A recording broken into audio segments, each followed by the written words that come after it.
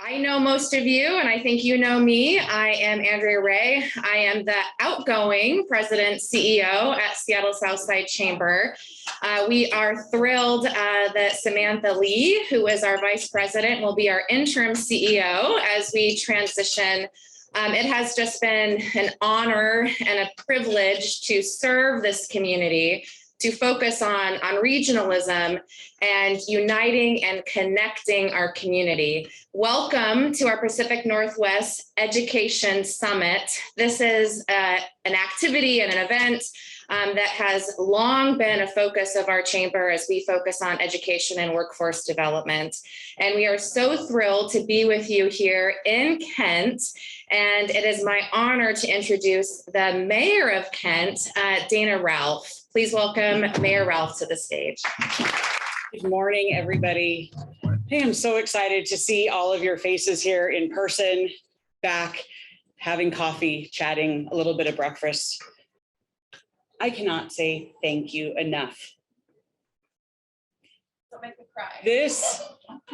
This powerhouse standing over here has done so many amazing, this is completely off my script, so you just look that way, has done so many amazing things for our region, for our businesses, and for our students. I can remember we had a meeting like 4 years ago, and it was how do we connect employers with students and how do we create that pipeline? And it's the work that she's been doing consistently. And I am so grateful to even have been this tiny part of it. So you guys, one more big round. All right, back on script. Good morning, everyone. My name is Dana Ralph, and I am the very proud mayor for the city of Kent. Heading into my 5th year in this job, and having grown up in Kent, it's where my passion lies because I see the potential in our city every single day. There is so much potential here in our industry, in our education system, in the beauty of the landscape that we have. And it is always an honor for me to get to share some of those things with people. And my hope is that those of you that haven't been to Kent or have, Kent have ideas, that you take some time to really, really look around and see all the amazing things that are here in this city. We're here today to foster innovation and foster relationship building and opportunity for our students because we know that builds stronger communities, right? We know that that is the foundation. If people feel connected and they belong and they have the resources they need, and all those things are tied to employment, they're tied to career paths. That is what we all hope for our kids, that we set them on a path, and at some point, then they can come back around and take care of all of us when they're older. That's the message I keep telling my kids. I need you to come home, so at some day you will take care of me. It might sound selfish, but I feel like that's the circle and that's how we sustain things. Companies in the Kent Valley, we have so many opportunities here. We think about 50 years ago, the very first lunar rover was built here in Kent at the Boeing Space Center. It's on the moon today. So we have proof on the moon of the innovation that existed in Kent 50 years ago.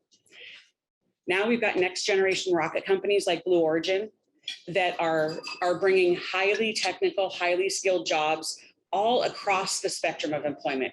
We have engineers and rocket scientists and machinists and additive, I never get this right, additive manufacturing processors. So think 3D printers, right?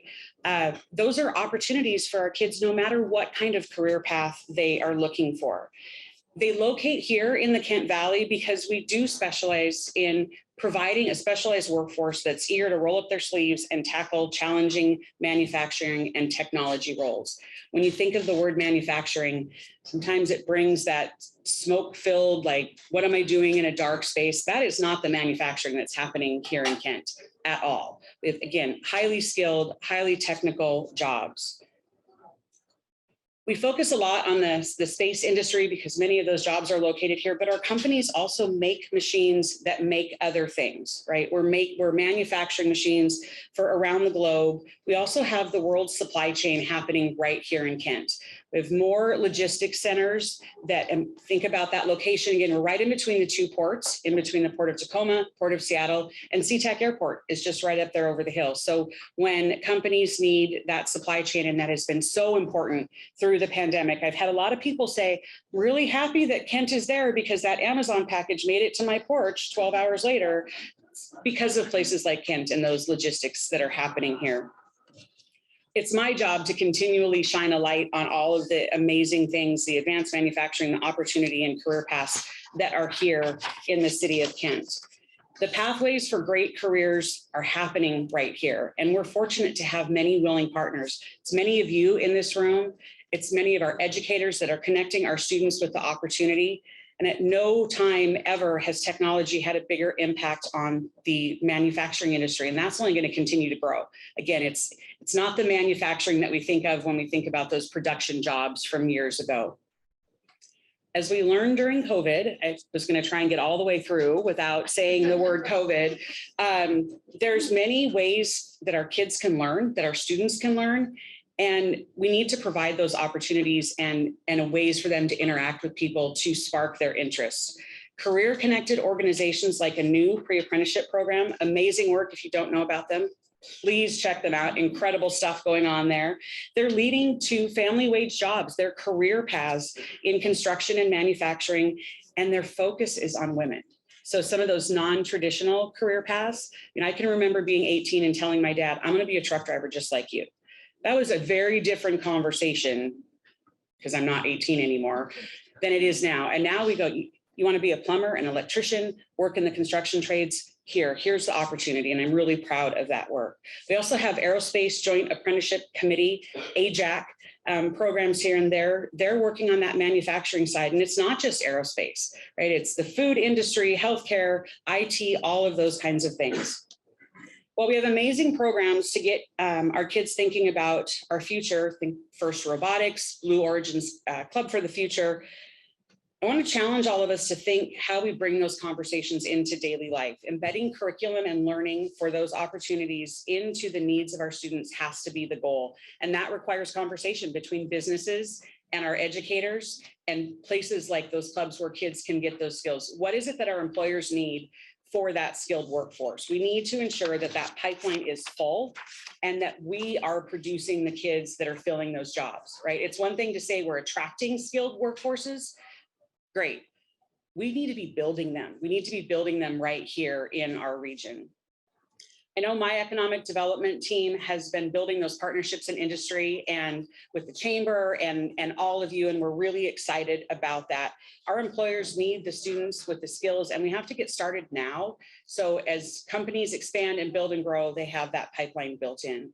Said it a couple of times, manufacturing requires more brains, more technology, more skill than ever, and we need to make sure our students have those skills.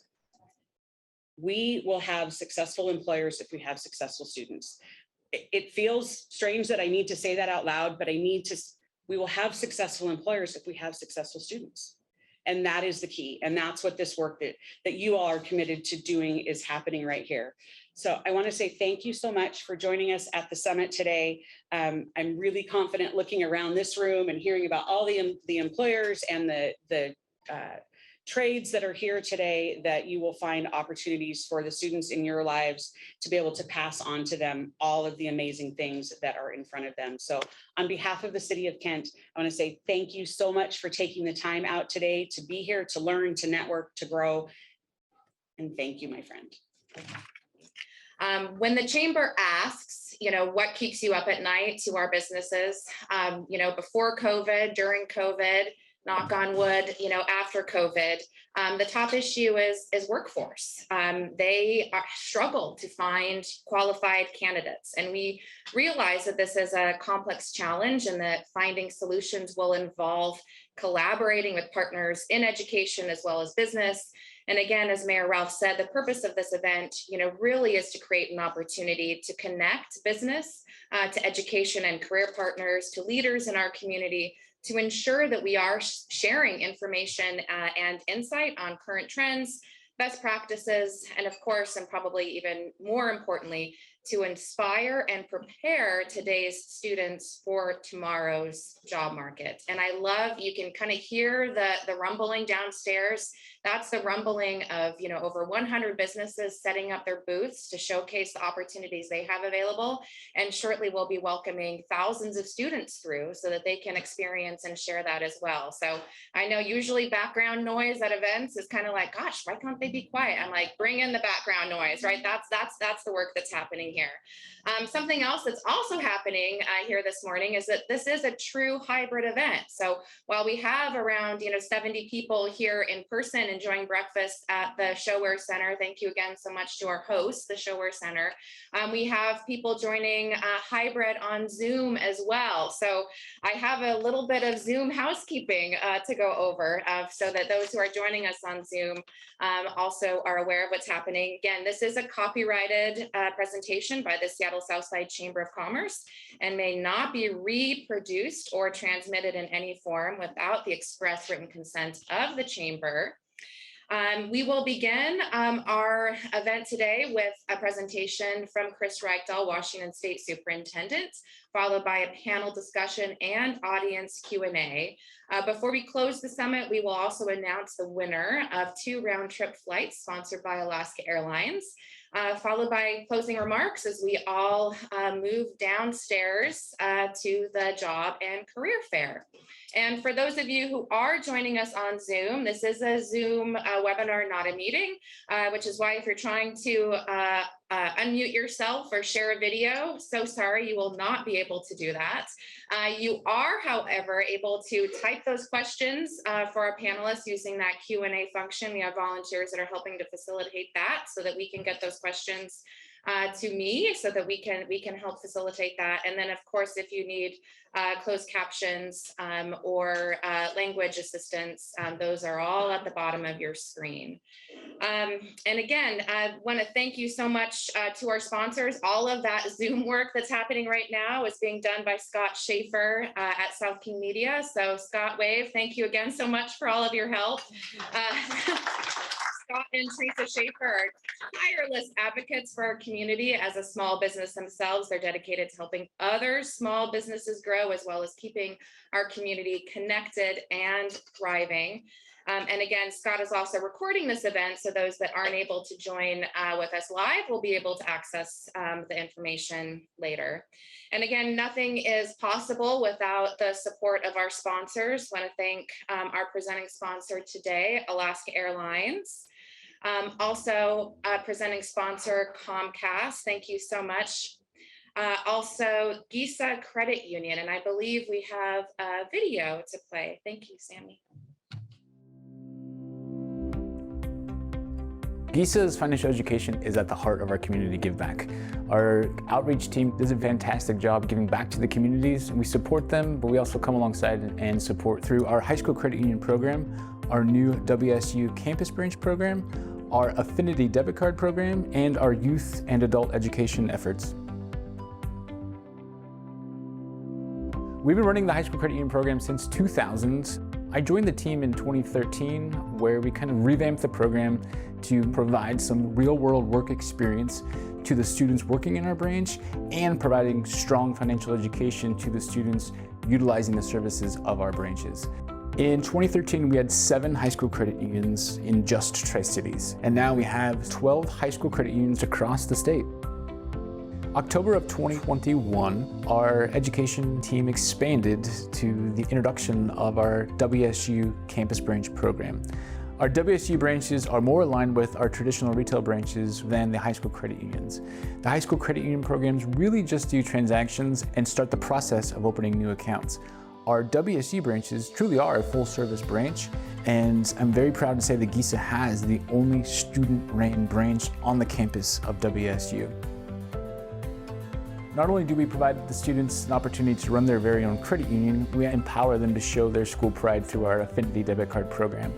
Our affinity debit card program is a very unique way for our membership to provide support to the school district of their choice. And it's not just for students. Parents, alumni, staff, and any general community supporter can add on the debit card of their choice and support that particular school district. With every swipe of their debit cards, we are taking a portion of the proceeds that we make and sending it back to that district by way of an annual donation. So ultimately, our members at no cost to them are running a continuous fundraiser for their normal daily living expenses. Since 2015, this program has grown through the years, and we started with 3 school districts, and now we have over 21 partners that are a part of the Affinity Debit Card program. It has expanded from school districts to our local heroes as well. The Local Heroes process is the same as the Affinity debit card, but rather than supporting school districts, it supports a local hero population. Our financial education offerings consist of in-person and virtual seminars and workshops and experiential learning programs. The main objective of the experiential learning programs is to immerse participants into a simulation-based, non-traditional learning experience. Our financial education program has reached a lot of milestones since the inception of our programs, reaching 10,000 individual participants across all of our education efforts. Even in spite of a pandemic, we were still able to make a positive impact through financial education. We quickly shifted from in-person workshops to virtual live webinars, still holding over 100 individual webinars and education sessions and reaching over 5,000 individual participants through virtual sessions. These virtual sessions will continue, and we're excited to launch both in-person and virtual education offerings for our membership. Geese's new brand really affirmed what we've been doing for years was the right thing we were doing, and to provide us that affirmation that let's continue to do that, but let's do it better. It's a fantastic team that is driven to make a positive impact, and that's what we do. Perfect. Thank you so much to Geese. And our next supporting sponsor, BECU. Good morning. My name is Carlotta, and I'm a financial specialist with BECU. We are honored today to help sponsor this great event for a great cause. The education of our students is so important. They are our future, so we need to make sure they have the necessary tools and training before they enter the workforce. And this is something the whole community can help with. If not, a lot of our students are brought into the workforce and not sure what to expect. Then reality sinks in. At BECU, some students get into trouble because they don't know the basic foundation of finances. So we are here to help ensure that they have a good education in basic financing. We do this by offering financial education presentations and workshops to teens and students. We also have services and products that are geared towards them. Ensuring their financial success is our goal. So please reach out to BECU for more information on that. And so a special thank you this morning to the Seattle Southside Chamber for planning this great event. Another quick thank you to our assisting sponsor, Anu, another assisting sponsor, Orion, our event sponsor, Amazon, and another event sponsor, David Inman Productions. You can see David in the back there taking photos, so thank you so much, David. Our event sponsor also, Discover Burien, and our another event sponsor, Molly's Caribbean. Molly has a booth set up right over there. If you are looking for a vacation, enjoy some sunshine, please see Molly. I know Molly, I'm very much looking forward to seeing you soon. I also just want to say a special thank you to the local laborers union. Again, they're out, downstairs, helping to set everything up for the career fair. And of course, to the Highline School District for being such a wonderful sponsor and partner with all of this work. And I know Chance, you're here, so really thank you so much. Appreciate all your help and support. And now, without further ado, it is my honor to introduce our keynote speaker, State Superintendent Chris Reichdahl. Please welcome him to the stage. Thank you. Well, good morning. I want to tell everyone on Zoom and Teams, people have legs. I see them everywhere. It's real. We have bottom halves, and it's so exciting. After a couple of years, I was questioning our physiology for a while there. I'm Chris Reichdahl, State Superintendent. Thank you for being here. What an awesome event. Thank you to the Southside Chamber, to Mayor Ralph. I get to travel all over the state. I'm very blessed to be able to observe education, attempt to improve education, meet with folks who are the beneficiaries of it, students, educators, business leaders. And there are a couple communities that, quite frankly, and I'm not being too gratuitous about this, who just really get it. And we'll talk a little bit more about what the it is. Kent, this valley gets it. The Tri-Cities are places that have really figured out that the building blocks of successful communities really does begin with education, and it's really honoring the breadth of student passion. We have amazing universities in the state. Their enrollment numbers are struggling a little, but we'll get those back. We need lots of students to get baccalaureate degrees and master's degrees and PhDs. But the truth is 70% of our workforce for the foreseeable future is going to need more than a high school diploma and less than a baccalaureate degree. We're talking about skilled individuals, critical thinkers, and students who really want the most from the world, who don't particularly need that one singular pathway. In places like this valley, they really understand that. There are folks at the beginning of their career and their work life at the very building blocks, getting that $14 an hour and getting started. And there are engineers, and you're going to hear from a student, Thomas, later, who's on to some amazing work in his engineering career. We need all of that, and the breadth of that need in the workforce, that vertical construct within the labor market, is what makes us amazing in the state of Washington and the United States. And just again, to the mayor, just absolutely incredible leadership in this area. And I brag a little bit about the Kent Valley, and I brag a lot about the Tri-Cities when I run around the state, which really makes people in Snohomish County upset with me. But I say, you get it, but you got to keep working at it, because there's other leaders kicking butt out there. So again, I'm Chris Rakedale, State Superintendent. This is a big moment. Here we are 2 years into the pandemic. We are nearly done. I want to give a shout out to Mark Struley. He's here from the governor's office. Our office has great partnership with the governor's office, and it hasn't been a tougher job in the United States of America to be a governor in the last 2 years. And I don't care whether you're on the red team or the blue team, whether you're in Florida, Texas, Washington State, Utah, Massachusetts, you've made really hard choices. What I'm proud about in the state of Washington is we kept our mortality rate at half of the national average. And yet we are one of the first states to recover in terms of our gross state product back to where we were pre-pandemic levels. We pushed through this with the highest priority being student, staff safety, worker safety around the state, just humanity. And we've come out of this with incredibly strong economic results. And so a huge thank you to Governor Inslee and Mark Struley and the entire team there, because I think they've done a great job. So where have we been in education? We've been a state for the last 5 or 6 years that has put a real emphasis on this idea that pushing all students through high school and beyond to some level of skill set that empowers them in the labor market is important. We've focused ourselves quite a bit on a little different turn. 20 years ago, 15 years ago now, we put in a 24 credit high school diploma. I'm going to get a little nerdy on you for a second. We're going to do a little math this morning. 4 years of high school, right? 6 credits each year, which is 6 classes for a full year, 24 credits. There's almost zero room for error for a young person now. When most of us in this room graduated from an amazing Washington State high school, it was probably a 19 or 20 credit diploma. Many pushed through more than that because you had an ambition. I'm going to the UW, or I'm going to go into the apprenticeship program, or I'm going to go somewhere else. We have counselors that are helping students navigate that.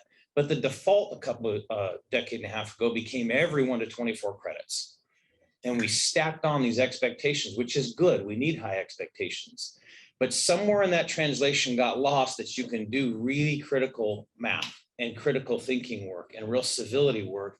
And it isn't factoring quadratic equations. It isn't pre-calculus. It isn't advanced engineering. Again, we need lots of that. We just don't need everybody to do that. And so now we find ourselves with a lot of young people who say, you know, I need to work. I'm in a situation in my life where I need to work for my family, or I really want the experience that comes with work. And doggone it, I've got 7 different subscriptions to 7 streaming services as a young person, and I need to make a few bucks, it turns out. But youth employment in this state and in this country has been steadily declining for more than 20 years. And I think we can do better than that. So what we've tried to do over the last 4 or 5 years, you've heard about this and it was mentioned earlier, is really build what we call graduation pathways.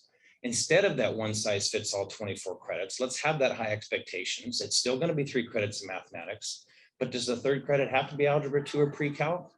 Or can that be something that's an applied math course? We have a growing number of schools in our state. Their first high school math class is an applied algebra 1 course. They're on a construction project, or they're even in a skill center, or even in their home high school, they're building something and they're bringing applied algebra skills. They're solving for the unknown. whether it's on the business side of that, whether it's on the construction side of that, they're putting it into action. Now, they don't get to as many concepts, but they go deeper in the concepts that they have. And when you hire them, these are those young people, you're like, God, they just get it. Like, what the heck? I thought all they did was make TikToks all day. These kids get this. Because they're applying the math. It's not theoretical to them. It's not a math because they're pursuing a calculus pathway. It's math that's pursuing work and productivity in the short term. And then that builds, because then you train them, you take them from there. That's where we're at. That's where we're going. That's what the state of Washington has in it right now, which is to have those high expectations, to keep pushing students to their highest potential, but to re-honor the fact that the vast bulk of our young people are going to work in trades. They're going to work in the service economy. They're going to work in agriculture. They're going to work in outdoor industries. We need engineers. Thomas, build the next airplane for us. And for every Thomas, there's about 10 people who are maintaining that plane, that are fueling that plane, bringing food to that plane, providing the customer service, selling vacations to the Caribbean. God, that sounded so good to me. We need it all. And when we honor every student and we honor all the pathways, then we are the Washington state that's going to continue to lead the country. I am obsessed with Massachusetts, by the way. Thomas is wearing an MIT jacket. He's almost embarrassed. I'm not. I like my competition, but everyone loves Massachusetts because they seem to dominate in the space. And if we compare our economics, there's a reason why Massachusetts is high income. It has high correlation to student outcomes, but we're pushing ourselves all the time. Our real competitors are the Massachusetts of the world and the Virginias of the world, and quite frankly, Singapore and Hong Kong and Tokyo and Berlin. Our competition isn't the neighboring district. We've got to be good partners on that. And our systems have to begin to accept the fact that sometimes we have to get smaller to get better. And in that vein, I want to share with you some exciting stuff we're going to be doing in the next couple of years. And I've got one slide. I promise you, you've been killed by PowerPoint over Zoom for 2 years with your pajama bottoms on and your ties on and your blouses on. And you're like, I look professional and my God, my slippers are comfy. This is all I got for you. Because people ask me all the time, what are the building blocks of student excellence? And people kind of go to courses and they think about all the classes you took and all the university or college admissions requirements. And they tend to think about it as the building blocks to post-secondary steps. And I said, but there's foundational work we do beginning with 3- and 4-year-olds. And it's age appropriate. And we develop that over time. But as you all kind of go, God, K-12 seems complicated. How can I just boil this down to what students and educators really need to do? It's right there. It's quantitative reasoning and numeracy. That doesn't say calculus, although calculus is cool. Quantitative reasoning and numeracy. You need students who can manage cash registers still and do transactional work and think about money differently, both as a personal responsibility and in the business world. You need literacy and effective communication. Most of you, when you talk to us, say, hey, it is awesome that kids are getting 24 credits, pushed to the very brink and all that. But when they come to the job, can they have some customer service skills? Can they show up on time? Can they really have that sense of empathy where they're engaging with a customer? That's a lot of what that is about. And we do it in the form of literacy. We do it in writing courses. Like you see it in a traditional academic sense, but what we're increasingly asking educators to do is bring that to a contemporary context where students are using it. I know we love writing 5-paragraph essays. I tell my ELA teams, but you know what students really love to do? They love to pound out text. Their thumbs are more powerful than your pencil ever was because they have access to tools that are ubiquitous. It's almost a different language. It is still the language of productivity when it's done well. There are times to write in big prose, but most of what we're doing now is short little communications and interactions. And there's a way we ought to do that more effectively. This last part we have not always thought about, but my God, do we need civility? I think it is part of the education system to say when we put you in one of these booths down here, an employer makes you an offer that you've got quantitative reasoning skills, you're a great communicator. Damn it, you ought to be a good human being. You ought to be somebody who can hear somebody on Facebook or Twitter or Snap or Instagram or Fox or MSNBC or CNN or the neighbor you have or get on a bus or be in a restaurant. You should be able to look at somebody, hear somebody with a totally different worldview from you, and keep your mouth quiet long enough to listen and then tell them how you feel and think and let them listen and find some common ground, or occasionally just say, we just really disagree and that's okay. The civility is a foundational component of child development because it's where they interact in the world and they don't walk off the job because they're mad at some of your customers. I couldn't deal with them. That is not an acceptable answer when we are in the business of commerce, right? It just isn't. It's, hey, we've got challenges here and we got to work through them as a country, as a state, as a region. But we got to get back to that place of civics and civility, where we match our quantitative reasoning and problem solving with our effective communication and that sense that we all matter. So lastly, I try to develop a bunch of great educators who have this figured out. And of course, we engage communities, because if communities like the Southside Chamber, those of you as parents, our PTAs, our community organizations, if they don't have a role, a stake, and a real sense of value for local schools, we don't get the best result. It's not a place you send your kid for 7 hours a day. It's a place that you are paying local levies into, that you're paying state taxes into, that you are seeing your young child develop and come out of. You're watching Friday night under the lights, you're going to volleyball games, cheer and theater. Our schools are community centers. And for a lot of kids, without them, they got nothing. They've got nothing. It is their path to the next best thing in their lives. So lastly, I would just challenge you to work with us in your school regionally and beyond on this pathway question. How do we keep making these 24 credits meaningful for students? How do we give them opportunities to maybe take fewer courses their junior, senior year in a traditional high school so they can be on the job? We're going to make an announcement here in about 6 or 7 weeks to really open up the doors to work to young people where they're going to get high school credit. And it is not about asking you employers to prove to us that a kid's getting lots of geometry and algebra 2 in that job, right? Do you really care? Please do not, if you're a PE teacher out there, write me hate mail. But if you're a young person and you're working, or you're a parent and your child says, I really just want a job, I want to learn those skills, are you bothered that they're working as opposed to taking a weight training class at first period or a TA class 6th period? So we've got these 17 core credits that are everything in terms of admissions requirements and sort of that core stuff in the top 3. And then we've got 6 or 7 credits that are elective for students. And right now we've almost squeezed them out of being able to work because their schedules are so packed with that 24 credits. It's not time to let go of the expectation. It's time to say, if you go to work, we're going to give you elective credit for that. And it's going to be easy. So go get that job. Engage in the workforce. Our employers need it, they need it, and we're a better state and a better society when young people work. That's where we're headed in the state. Every student valued, every pathway valued, and then genuinely getting them the credit they need so they graduate on time. Always remember Chris's #1 rule of a high school diploma. It's a $400,000 difference in lifetime earned income from not getting the diploma. It's still a massive glass ceiling. Add a couple $100,000 for an AA degree, add another couple $100,000 for a baccalaureate degree and beyond. The high school diploma is not to be taken lightly. It is a massive economic development tool. And the cost of us still having 15% of kids who don't get that is massive. So help us with pathways. Be a part of solutions that open up more doors, have high expectations for every kid and every educator, but let's really honor the students' passion. They want to go to school. Many want to go to a university, many want to go to college, many want apprenticeships, and some want to go to work right away. Let's believe in all of them. Let's have a great little panel right here and get downstairs. Thank you. Perfect. Thank you so much. A couple of quick things. So our Workforce Discovery Lab, which is a great hands-on career exploration summer program, is actually based off the Media Lab at MIT. So I appreciate that connection with Massachusetts. We are coming for you. Absolutely, civility, right? I mean, it starts, and I think about this all the time doing this job.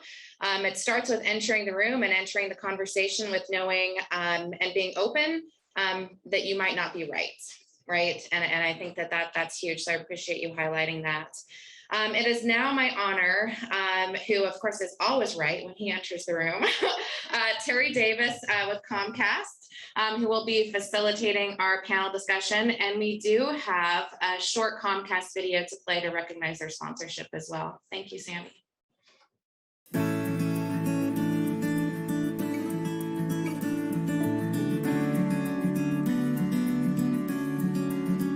I'll be the first person in my family to go to college, but not the last. I feel very excited and honored to be introducing Vice President Kamala Harris today. Through the ACP program, she has made such a big impact on me, my family, and other families like my own.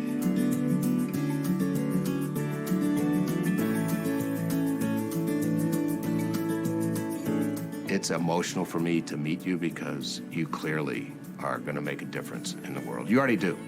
Thank you. Yeah, it's so nice to meet you. So, but tell me, what was it like when you got the phone call? First, you got a call saying, hey, you're invited to the White House. Tell me what that was like. Well, I was very excited because I've never actually been to the White House. I was telling my mom, I'm like, Mom, guess what I get to do? She's like, what? I'm like, I get to introduce the vice president. They said I get to meet her. I was like, she was like, what? I'm like, yeah, Mom, that's amazing. Who wouldn't want to meet her? And I'm sure your mom got to meet her too. Yeah, she was very excited to talk to her. So you've talked today, in your remarks at the White House about how the internet is essential for you, right, and your family through the pandemic. As I understand, you all didn't have the internet before the pandemic. Is that right? No. Yeah. So we didn't feel as though we needed it. Then the pandemic hit, and it was just like, oh, we need internet now. Yeah. Like, we got online school. Did you feel that? Yeah, because you were required to be able to Yes. do that in order to keep up in school, Yeah. right? How did you all learn about our Internet Essentials program? Well, we actually learned about it from my oldest brother. He got it for his daughter, and we filled out the application in I think it was less than 10 minutes, and then 2 days later, someone was sent down. We had internet. During this time, you were continuing to study, continuing to perform well in school, but then also to apply to college. Do you think without the internet, this would have all been possible for you? I think that I would have struggled a lot. When I finally sent my application in, it just felt like I was waiting for forever, even though it was only a month. I got accepted to my first choice. I called my mom. My mom was like, I'm just so proud of you. Oh, yeah. And I look at you and I think, she has no idea probably of all the great things that are coming for you. Because clearly you work hard. Clearly you want to make the best of your life. Clearly your family is supporting you. So what do you want to do? I really want to go and maybe become an immigration lawyer. My family migrated here when they were younger. It took a lot for them to do that because there's a lot of risks that come with that. My aunts and uncles, they just worked so hard for it. So how did your mom imagine you as president? Yes, she does. She wants me to do great things, and I just want to live up to what she has planned for me and what she wants me to do. Yeah, well, I'm sure today was among those great things, Yes, right? it was. Yeah, that's very good. Well, you did a great job today introducing the Vice President of the United States, okay? Thank you. You really did. Thank you, Andrea, for that introduction and allowing us to showcase that video. I think many of you in this room can probably put yourself in that chair and resonate with Lulisa. So much potential, so much support from her family, but it takes a lot. And we know that during the pandemic, many of our low-income and disadvantaged communities, they struggle to connect to the internet. Comcast is focused on connecting our customers to the moments and experiences that matter in their lives every single day. And the pandemic took that to a whole nother level. And I'm proud of our efforts in working with the state superintendent's office, working with Highline, Tukwila, many other school districts in taking our Internet Essentials program and making sure that it adapted to the needs of the time. And that was helping pay for those families to have internet. We didn't make up the program just for the pandemic. We have been working on the digital divide and digital equity for the last 10 years. Our Internet Essentials program was built as an internet adoption program. It offers a great internet connection for less than $10 a month. If a family doesn't have a computer, it also allows them to purchase one for $150. And if they don't have the digital skills to even know how to operate a computer, we connect them with programs that do. We've connected over 10 million individuals to the internet through this particular program. So I'm very proud. And now with the Affordable Connection Program, as we move out of the pandemic, we know that this is essential. And we know that there are many families and community members that still struggle every single day to pay. The federal government now has a program to help them pay for that. And we are connecting Internet Essentials with the Affordable Care Program. I still feel we're back at day one, 10 years ago, where people may not know about the Affordable Connection Program, and that there is a $30 monthly credit for those families that qualify to help pay for their internet. So if you connect with the low-income community and disadvantaged communities through wherever you are working, please work with us, and I'd love to get you some materials to help spread the word so that they can qualify, get the credit, and apply it to whomever they choose for their internet connection, and I'm hoping that is Comcast. So with that, I'll end my commercial. I'm so glad to be here this morning to be part of, to facilitate the panelists and give Andrea a little bit of a break so that she could get a bite to eat. So obviously we have, I'm going to invite the rest of my panelists to come on up. Make sure you bring your placards so that people kind of know who you are.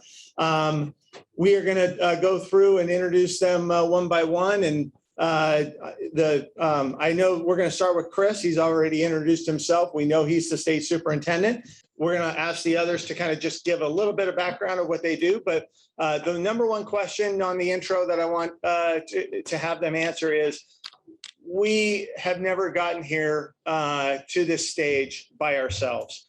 Who was instrumental in helping you on your career pathway, whether that was getting you to college or getting you, to think beyond your capabilities, to believe that you can do something. So, Chris, I'm going to start with you, and then we'll come to Thomas, and we'll go down the line from there. Right. I'll give you two. I've got a couple of parents, both passed away now. They both had 8th grade education, so I will never do anything but honor my parents, who were quite indifferent about my pathway, but the love and support was unconditional, and it was awesome. And then Sharon Cruz, my 5th and 6th grade elementary teacher, taught me the love of science and how to deal with people I disagreed with. Sharon Cruz. Yeah. Excellent. All right, Thomas Cabene is a high school student with the Riesbeck Aviation High School. Thomas, give us a little bit of maybe your background, where you're headed, because you're a senior, and same question, who is supporting you? So can you guys hear me? So my name is Thomas, and I go to Riesbeck Aviation High School. And next year in the fall, I'll be attending Stanford University. I know I'm repping MIT, but we don't have to talk about that. And the people who've been instrumental in my life are, I'd say, definitely my parents. Seeing them working hard day and night, going to work, pouring in hours into helping me, and I have an older brother with our education. I'm immensely grateful for them. And then I'd also have to say my mentor at Riesbeck Aviation High School, Elaine Samet, who we'll talk about later, and then Scott McComb, which is a teacher who has helped me and helped me develop in my education and pursuing engineering. Excellent, excellent. All right, next we have Nick Struley from the governor's office. Nick, give us a little bit of your background and who helped you get where you are today. Nick Struley, I'm Governor Inslee's Director of Policy and Outreach.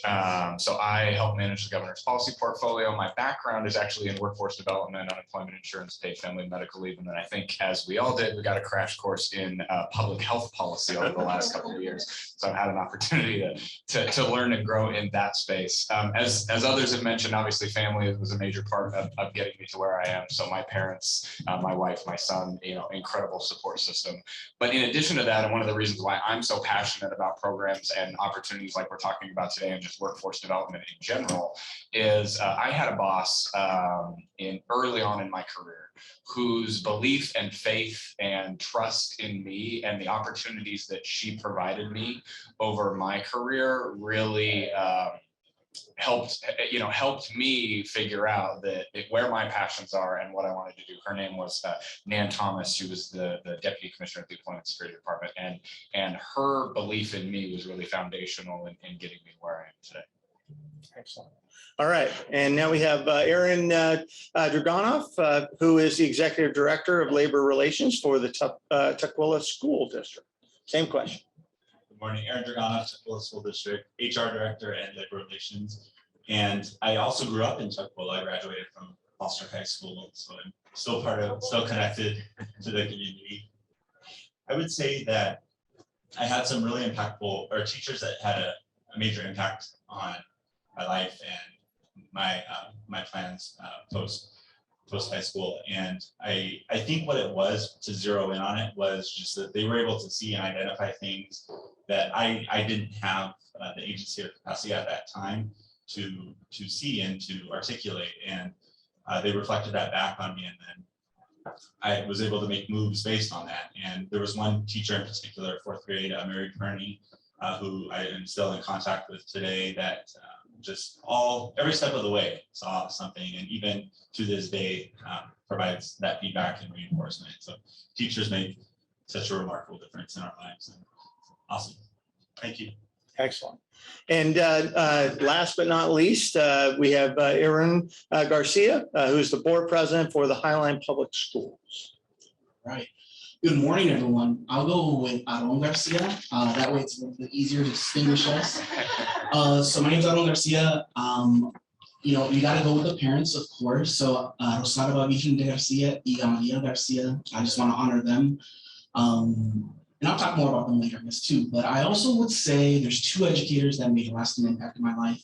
Miss Clark, she was my 1st grade teacher, and she really went above and beyond in helping me catch up in reading in 1st grade. I was really behind, and she pulled me in during recess, and she made me practice. And I was really angry back then because I wanted recess, right? But she put in the time and she made me prioritize, and I'm better off for it. And I also want to recognize Carrie O'Brien, a huge educator in my secondary journey. Would not have graduated high school, would not have gone to college if it wasn't for this mentor.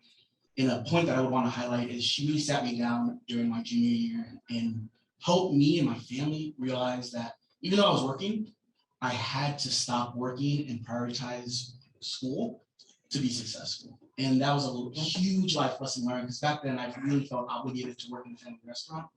And had I continued in that pathway, I'm not sure if I'd be here today. So. Excellent. All right. Well, let's kick this off, because I want to stay on time and all of that. Obviously, apprenticeships.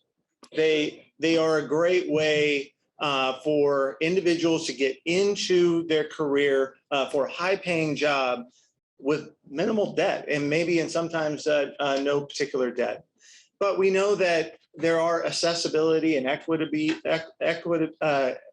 equitable issues in terms of helping people find their way there. So what are your organizations doing? And Thomas, I know you're not in an organization and you're a student, but if you have some thoughts on this, I want to come to you too. But what are we doing to help people get to those apprenticeship pathways that may not understand about it or may not have the accessibility needs to get there? So Chris, I'm going to start with you, and then we'll kind of come down from there. Great. You know, the first thing is to make sure that our counselors and our teams at our school districts understand that viable pathway, right? That they open up the doors to all of their students.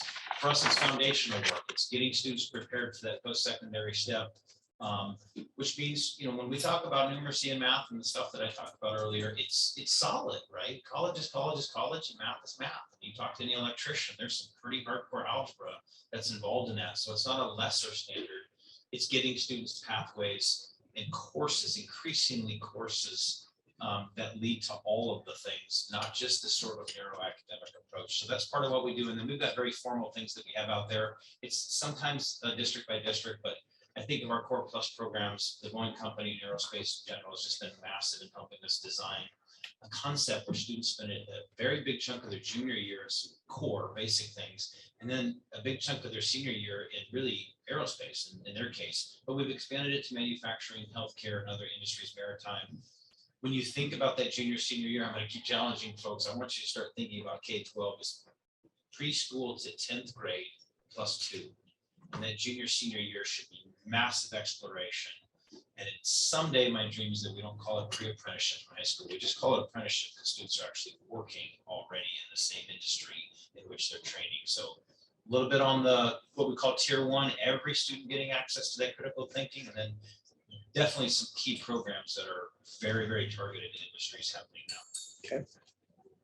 So I just want to say, I've never really been in a room filled with older people. I'm not as experienced as everyone on this panel. But from my perspective as a student at Respec, when I think of apprenticeships, I think of internships. And one of the things that at Respec is the clubs. And I'm a part of the solar car green energy team, which is a club at our school where we build a solar powered car from ground up. And we're actually 2 times national defending champions. We go to Texas to compete down there. And so that's something that I think is very valuable to have at schools. And that something at Respec is that they've taken steps to prepare their students for high level hands-on projects such as the green energy team and also the robotic FRC robotics. And yeah, and then we also have many hands-on projects that that each class does. Personally, for me, freshman year, I took a science class where we had to build and design heat shields, which are pretty much these things that NASA experiments with. They have to analyze heat shields entering the atmosphere or re-entering the atmosphere and simulate, not like killing the people on the heat shield. And so we also like drop it from our 3rd floor balcony and try not to break an egg. So it's just things like this that I mean, I would say it's really valuable for schools to have. Yeah. Don't worry. You're going to Stanford. We are all amazed by you. So don't feel intimidated by all of us up here. Nick, what are your thoughts on that? Absolutely true. So what are we doing to help expand apprenticeship and pre-apprenticeship programs and connecting youth? So in 2017, Governor Inslee kicked off the Career Connect Washington program, really with the goal of having events like you're having downstairs today, because they weren't happening in 2017. And so since that time, we have connected tens of thousands of students through these programs all over the state to high-paying, high-skilled jobs so they can get some credit and they can get the experience. And we've continued each year in the legislature to pursue funding opportunities to continue to grow those grant programs and expand the types of apprenticeships beyond what you think of as the traditional plumber, pipe fitter, electrician. So for example, this year working with the legislature, we're able to expand those eligibility into things like healthcare, like education, and a field in particular that I'm really excited about because it's a rapidly growing field and incredibly important, cybersecurity. So apprenticeships, pre-apprenticeships, introducing kids into programs for cybersecurity. And we actually have some nationally recognized community colleges doing work in this space to help grow a workforce. And they are actually connecting high school kids with that program so that way they can learn. And it's just incredibly important skill. So that's exciting stuff. Excellent. Aaron? To add on what's already been shared, in Tukwila School District, we have dedicated personnel that are working on, this is their primary role in the district. We've got a 2.0 FTE.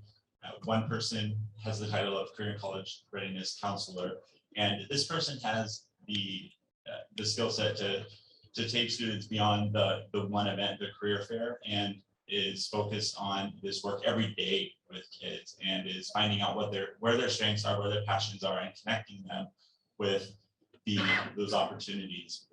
We also have a point person that is working K-12 and actually pre-K-12, and we're starting those conversations through a program that we have and building, just introducing students to the different pathways and letting them know answers to questions that they don't know. And I think we're seeing the impact now, especially when we know our students are engaged and working after school, working on the weekends, and making and applying those skills in the school setting, and we're seeing the impact of that. So lots of good things happening with the point people that we have designated for that work.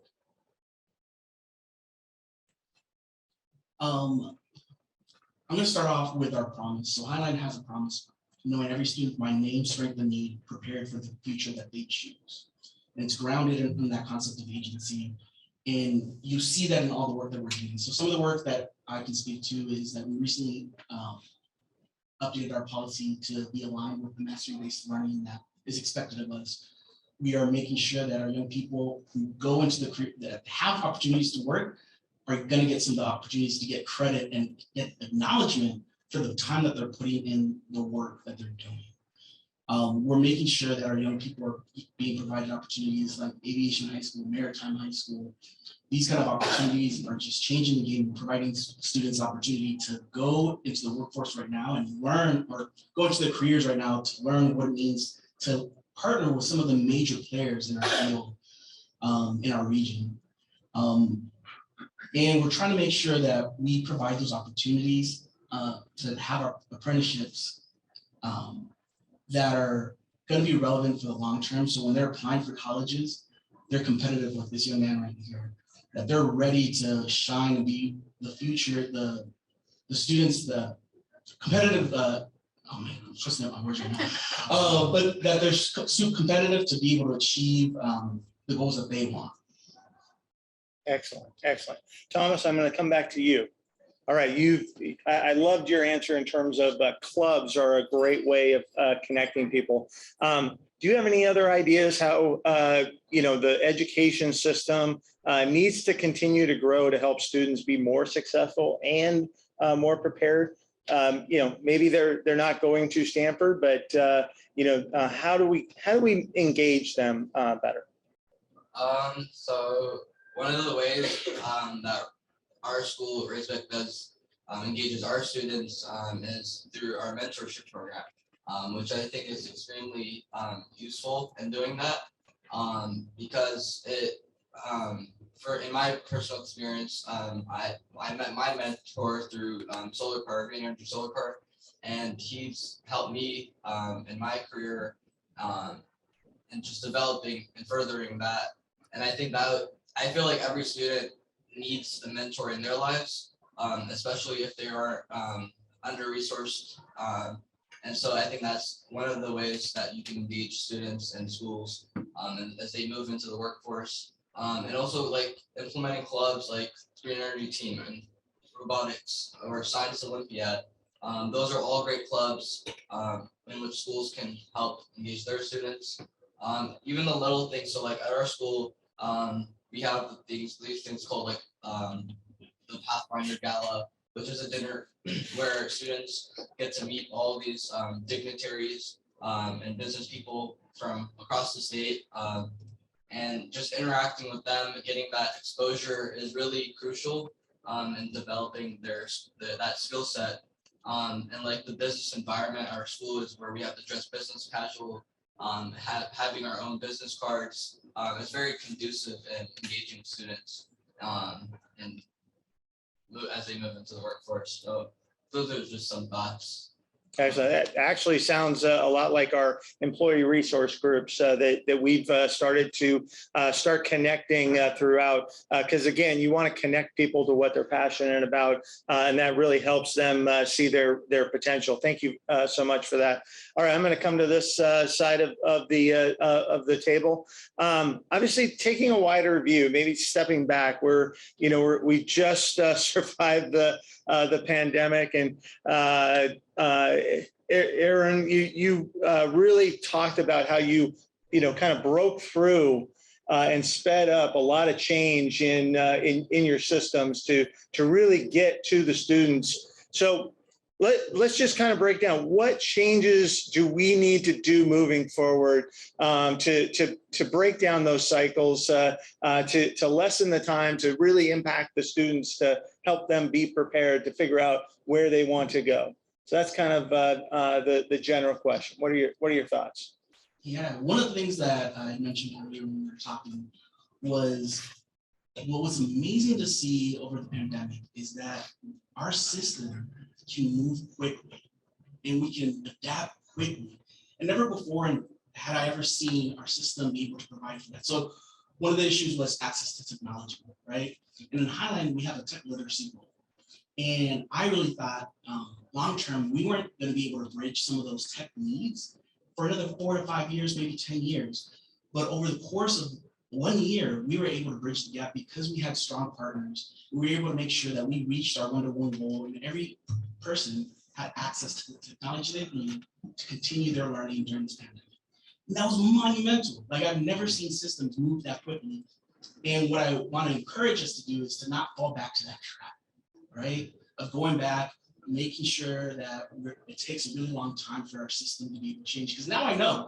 So as the president of the board, now I know that I can expect our system to move quickly, because we can do it. We prove that we can do it. And I also just want to highlight the point that a school year moves really quick, right? So in education, there's a 180-day sprint, and it's a different pace than the rest of us. So I want to make sure, as you're learning how to figure out how to partner, that you're ready to partner with that pace that a school year goes, right? Because if we're not moving at the same speed, it's going to be hard for us to align the work and get to the place that we're trying to get together, or providing our young people these opportunities so that they can thrive. I'll leave it for that. All right. Aaron? Yeah, I would say that, just to build on what Aaron had shared, I think one of the things that we have recognized in Tukwila in order to in helping us sort of shape a direction is making sure that we're centering our students and what their needs are, and getting to know our students. And so I would also offer that as some wisdom, because I think we've learned a lot.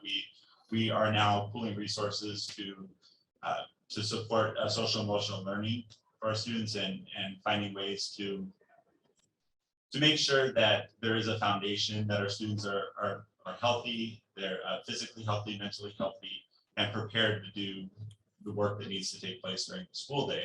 And I think that completely relates to what needs to happen in the workplace and in industry, and also when our students are not actually physically in the school setting, but are now working in apprenticeships and internships, that they are able to access those same resources. And I think that we can strengthen that connection with the folks that we are collaborating with.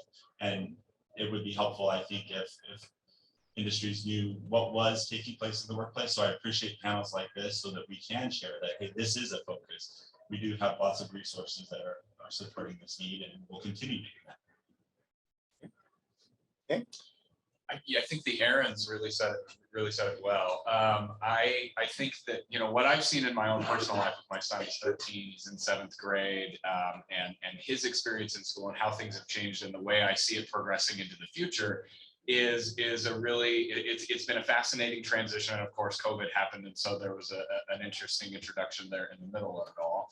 But he's been learning and taking STEM classes since elementary school. He started learning and taking computer programming classes in 5th grade.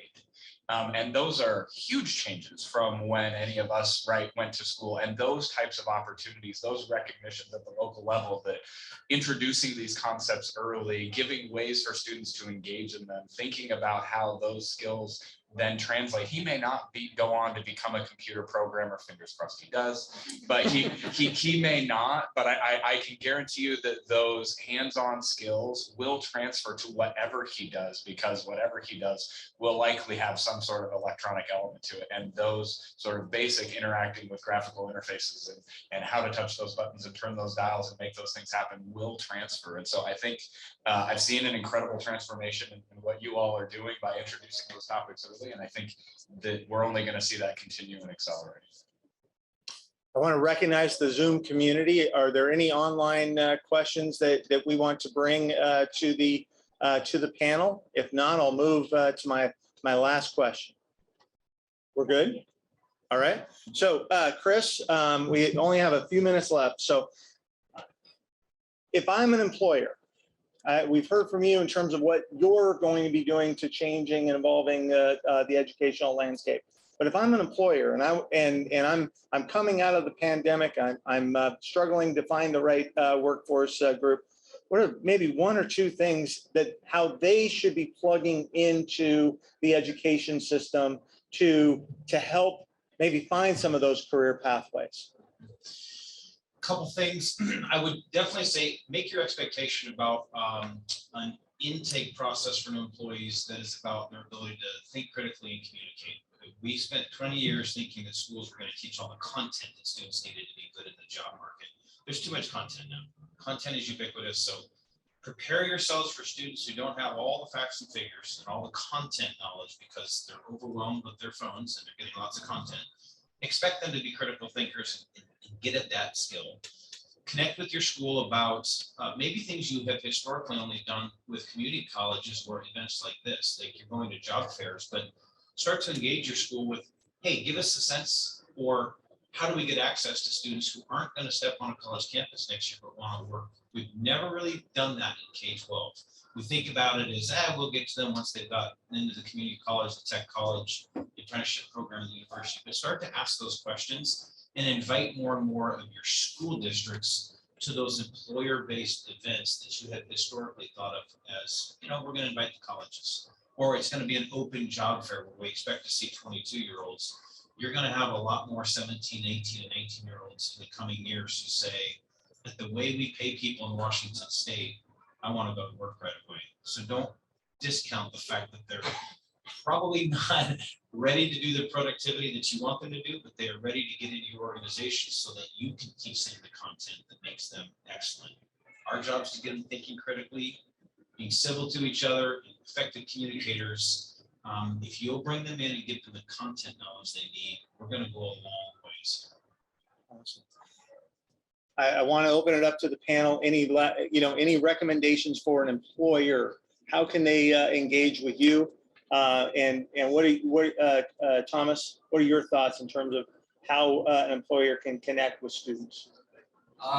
One way employer can connect with students or the education system is so, like, for example, at our school, in our clubs, aside from the engineering, the blood, sweat, and tears that children put into building their robot or a car, is we couldn't do it without the support of our sponsors and businesses from all over, including, just to name a few, Boeing, Galvin Flying, Duncan Aviation. So that's like a huge part of our success, that we have these sponsors that help us, that pour their time and money into us to help us be successful. And when they do that, students thrive, and they see the connection that they're making, because their support allows them, the kids, to be held accountable and believe that the sky isn't the limit. So yeah. Nick, anything to add to that? Yeah, just keep engaging in things like this. This is right. Events like these where you bring students together with employers. This is exactly the kind of stuff we need. So keep coming back to things like this. If you're not from this incredible community that does a fantastic job, better than most at it, then please bring this idea back to your community so that way they start doing it, because more of this is exactly what we need. Real quick. So we're learning, teaching, living, thriving in a ethnically diverse, language-rich community. I think just embracing that, making pathways accessible for students, and honoring and centering who our students are, and this is here, this is happening, and I embrace that. I'm going to channel my father, because I talked to him a little bit about how I was going to be here, and one of the things that, and he's kind of, I want to say this, he's kind of at the stage in his life where he may be a little bit more jaded, but he said, los empresas nos faltan alma. Businesses lack soul sometimes. So, and I say that to say that our young people, if you are with them and channeling humanity and really trying to channel what they want to do and how they want to change things, they're going to go all in, and they're going to give you everything that they got and help you out just as much as what you put into it, right? But you got to bring in the humanity of why you have your business to the work. And if they see that, they feel connected to it, they're going to be all in. And if you don't, if you treat them like a cog, they're not going to do it. And they're going to find where they can thrive somewhere else. So I really, really, really want to emphasize this. Our young people, they're innovative. They're willing to do what you got to do, but you got to give them that chance to center themselves in the work. So I'll just send that. That's an amazing way to end this. Andrea, I'm going to hand it back over to you. I went a little long, but I think we had some great content here. Thank you. Thank you to all the panelists. So much. much. And thank you so much to our sponsors. I think, even more, and our speakers, but thank you. Thank you for being here in this room. Thank you for being online. Thank you for being downstairs. There's, again, nothing we can't do when we all work together. Thank you for being part of our amazing community. We are stronger together. Have a great day. Thank you so much. Thank you again so much. Thank you again so much. Thank you again so much. Take some time and,